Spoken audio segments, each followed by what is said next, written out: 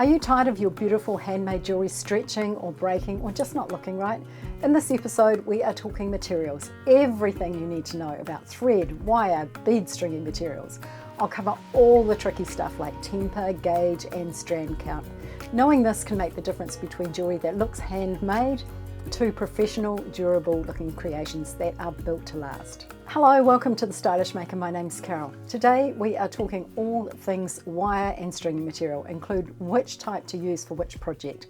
We are talking about thread like fireline, silk thread, wire for stringing beads, elastic, and finally wire for making loops and wrapping, etc. I'm sharing all of my favourite products today, the ones that I reach for all the time and which projects I use them for. Let's start by talking about the thread you would use for bead weaving. I've got two types of thread in front of me. These are braided and fused beading thread. This one is Fireline, which is a brand name in the colour Smoke, so it's quite a dark grey. And this one is an equivalent one that I use often as well, and it is white. The Fireline is 0.12 millimeters, so slightly thinner than this one, which is 0.18 millimeters. This type of thread is used primarily for bead weaving. Here are a couple of projects that I have done using this type of thread. These earrings are a pair I made years and years ago. I think this is a Jill Wiseman pattern. If I can find it, I will link it below. These ones are some Christmas earrings that I made, and I will link that one as well. This thread is very fine, but also very, very strong.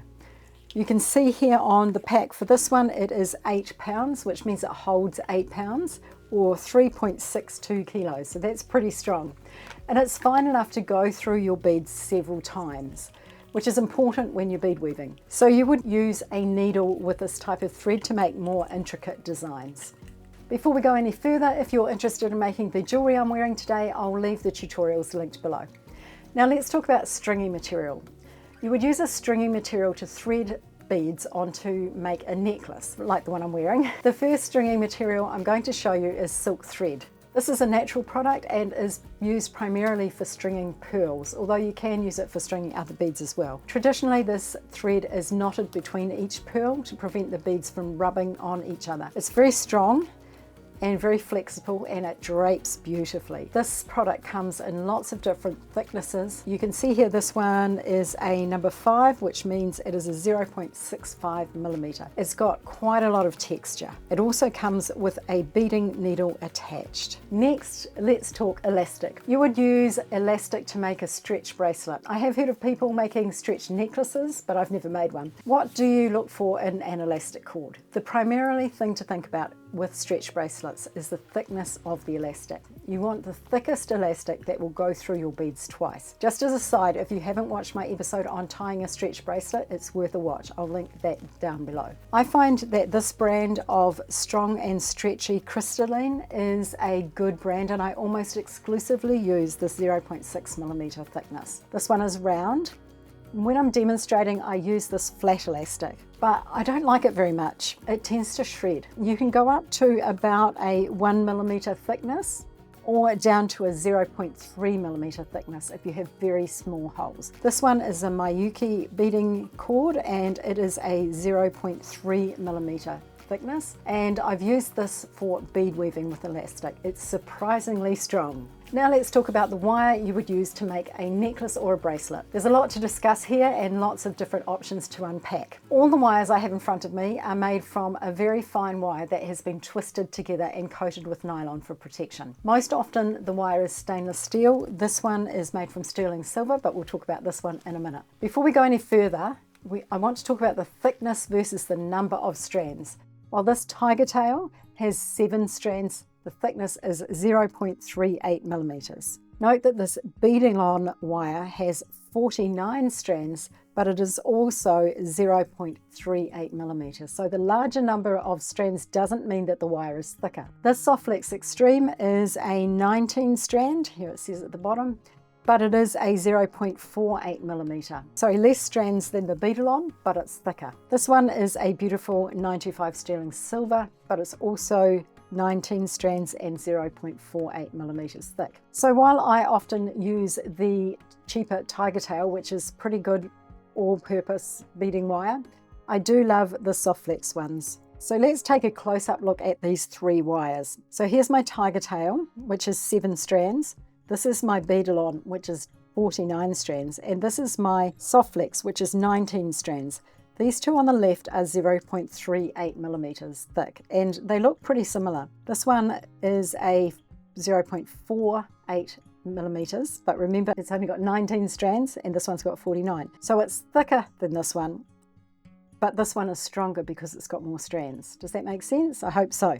I really like the soft flex wire. It is so super smooth. The coating on it is lovely. The Beading one feels, it's got a little bit of texture to it, but still smooth and just gorgeous. The tiger tail is pretty much on par. Actually, it's a little bit smoother than the Beading one. So do you understand the difference between the thickness of the wire and the number of strands? You can have a 7-strand wire in both 0.38 millimeters or 0.48 millimeters thickness. You can have a 19-strand wire in a 0.38 or a 0.48 thickness. And you can have a 49-strand wire in a 0.38 millimeter or 0.48 millimeters thickness. All of these wires are incredibly strong and will work for most of your beading projects. Some people don't like tiger tail because they say that it can stretch. While I have had this happen to me, it's only happened when I've used really heavy beads. So you might want to choose your wire with more strands when you're using a heavier bead or bead combination. If you're enjoying this episode, then please hit that subscribe button and the notification bell. If you are subscribed and not seeing my videos, then please consider signing up for my newsletter. I'll leave you a link below. Let's talk wire. With wire, we talk about temper and gauge. Temper is the hardness of the wire and the gauge refers to the thickness of the wire. There are 3 tempers of wire. Remember, the temper doesn't relate to the thickness of the wire, just how hard it is. We have dead soft, half hard, also known as German style, and full hard. A lot of people who do intricate wire wrapping use dead soft wire. Like its name suggests, it's very soft. Dead soft wire can be used to make loops, but only if you intend to wire wrap them, otherwise they will not hold. Half-hard wire is a good general purpose wire. I use it to make all my beading components. It's hard enough to hold its shape. For example, when I make a loop, I want it to hold the shape. So I use the half-hard wire, but it's soft enough to be easily manipulated. Full hard wire is often made from stainless steel, but it doesn't have to be. For me personally, it's too hard to manipulate easily. Although I do know people who use it instead of half-hard. If you're a beginner, I'd stay away from full hard wire for now. The gauge of the wire measures the thickness. The higher the number, the thinner the wire. For example, this 32 gauge wire is a lot finer than this 18 gauge wire. So as you can see here, I have a 16 gauge and all the steps up to a 26 gauge. So 16, 18, 20, 22, and 24, and 26. And if you have a look at these, you can see that the wire on this one is a lot thinner than the wire on the 16 gauge, so 26, 16. So this is my 16 gauge, this is a 22 gauge, and this is a black plated 20 gauge. So you can see there that they are quite different widths, but all copper core, and these 2 are silver plated, this one's black plated. So when you buy a roll of wire, also look at how much is on the spool. For the same price, there is 20 meters or 21.87 yards on this 26 gauge, and there is only 3 meters or 3.28 yards on the 16 gauge. So that's for the same price. So be careful about that. And that's simply because this one is thicker. When you're first starting out, I would choose a half-hard 20 gauge and a 24 gauge. The 20 gauge is a good all-purpose wire for making good sturdy loops, etc. And the 24 gauge is perfect for wire wrapping. If you're intending to do lots of wire wrapping, you might consider a dead soft. It's really best to buy some and have a play if possible. You'll get the feel of it and how it works pretty quickly. This type of craft wire is no good for making jewellery. It generally doesn't tell you what the temper is, so you don't know if it will hold a loop or not. Most wire is round, although you can purchase wire in half round and square as well. This is an antique bronze square wire, and this one is an antique copper. And square wire can be pretty cool. It adds another dimension to your work. Here is a wire wrapped loop that I've made with square wire, and you can see it just adds kind of a little bit of edginess to it. And this is a piece of square wire that I've twisted, so that can be kind of cool as well and add something extra special to your jewellery. Another thing to look for when you are choosing your wire is that it is tarnish resistant, and it should say on the pack. You don't want to put all that hard work into making a piece only for it to tarnish immediately. By the way, if you're having trouble with your wire or your chain tarnishing, clean it well, make sure it's completely dry, and store your jewellery in an airtight container. A plastic bag will do with a piece of anti-tarnish tissue paper. Now let's take a look at memory wire. Memory wire is a type of pre-coiled high tensile wire that retains its shape, much like a spring. It's extremely durable, stiff and resistant to bending or deformation, which makes it ideal for creating consistent circular jewellery forms. It springs back into shape when you pull it out. We mostly use memory wire for wrapped bracelets that coil around your wrist several times like this one. Also for chokers and collars, as it holds its shape without needing structure, and for stacking rings. To cut your memory wire, you will need a special pair of memory wire cutters. If you try using your standard cutters to cut your memory wire, you will damage them. I also use my memory wire cutters for cutting stainless steel chain. So as you can see, memory wire retains its shape when you pull it out. And so that is one bracelet that I made with a piece of memory wire.